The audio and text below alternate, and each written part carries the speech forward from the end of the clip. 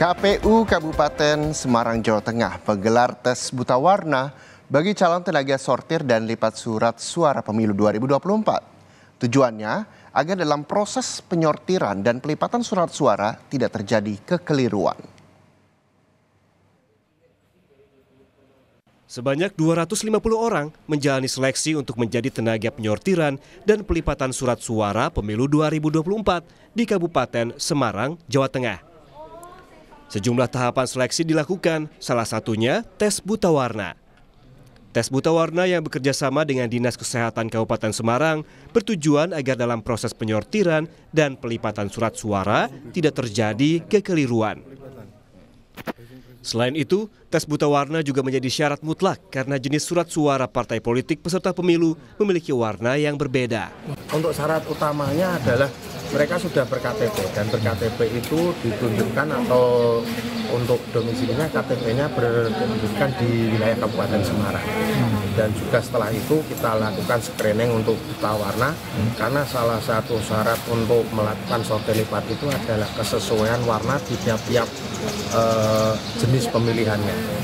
Jadi selain itu juga kesesuaiannya untuk dari partai politiknya. Karena kalau kita nanti ikut sertakan orang yang buta warna sehingga tidak bisa melakukan sortir dengan baik dan benar. Untuk tahap pertama, surat suara yang akan disortir dan dilipat yakni surat suara pemilu legislatif, DPR RI, dan DPRD Jawa Tengah. Penyortiran dan pelipatan surat suara juga telah mulai dilakukan oleh Komisi Pemilihan Umum Daerah Klaten, Jawa Tengah. Kegiatan ini melibatkan 420 warga. Kegiatan menyortir dan melipat surat suara berlangsung di gudang percetakan yang disewa KPU di wilayah Desa Karanganom, Klaten Utara, Klaten, Jawa Tengah. Penyortiran dan pelipatan surat suara terbagi dalam 2 shift.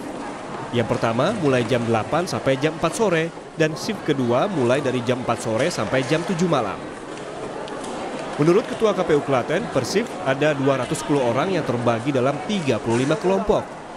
Dengan dibaginya 2 shift ini, berharap target selesai dapat tercapai. Berapa, Mas? Jumlah surat suaranya DPT 971.518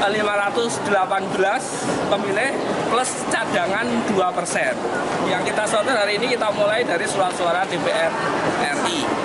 Nanti setelah itu selanjutnya DPRD provinsi dan seterusnya begitu. Jadi satu jenis surat suara kita perkirakan selesai 5 hari selesai. Gitu. Sementara itu, ribuan surat suara untuk pemilihan DPR RI serta DPRD provinsi dan DPRD kabupaten kota tiba di gudang penyimpanan logistik pemilu KPU Jembrana dengan pengamanan ekstra ketat kepolisian. Sebelum proses penurunan surat suara dari kendaraan pengangkut ke gudang penyimpanan, polisi dari Polres Jembrana melakukan pemeriksaan dan penggeledahan terhadap puluhan tenaga penurunan surat suara. Puluhan tenaga pengangkut surat suara termasuk KPU, Bawaslu, TNI, dan Polri, serta wartawan dilarang membawa tas ataupun ponsel ke dalam gudang logistik. Hal ini dilakukan sebagai upaya Polres Jembrana mengantisipasi adanya tindakan yang dapat mencederai proses pemilu. Bapak Ibu tidak ada bawa HP maupun barang yang lain.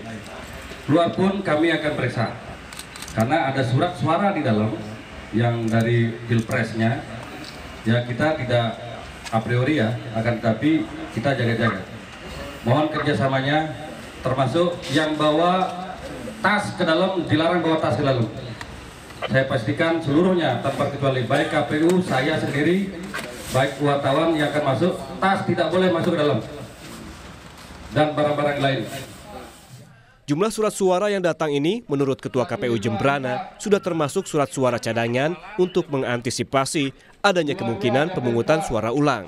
Dari total yang dibawa, jumlah surat suaranya itu untuk DPR RI sebanyak 498 dus, kemudian DPRD provinsinya 500 dus, kemudian kabupaten kota, kabupatennya yang 1 sampai 5 dapil, totalnya 507 dus. Tapi hari ini masih diturunkan, mudah-mudahan sesuai dengan catatan yang kita naikkan. Untuk proses pelipatan dan penyortiran, KPU Jembrana akan mengerahkan banyak tenaga yang direncanakan dimulai pada tanggal 5 Januari nanti.